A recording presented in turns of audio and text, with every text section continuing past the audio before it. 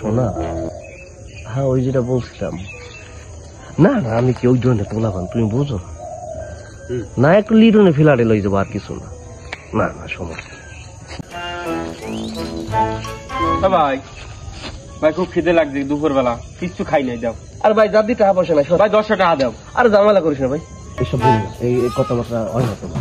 তোমার কি কই এবারে তুই টাকা দে, তুই টাকা দাও না কা তা তুই কি শুরু করছিস? টাকা দে তুই আমার। ভাই আমার দ্বারা ওই কথা কামাবে না ভাই, এবার আমার টাকা দে, অত কথা আমি বুঝি না ভাই, একটু থাম ভাই। অত তো আমার দ্বারা টাকা পয়সা নাই রে ভাই। মোবাইল দে এ ভাই যে কি দাও কই, এই আমার বন্ধু দ্বারা পাও কয়টা?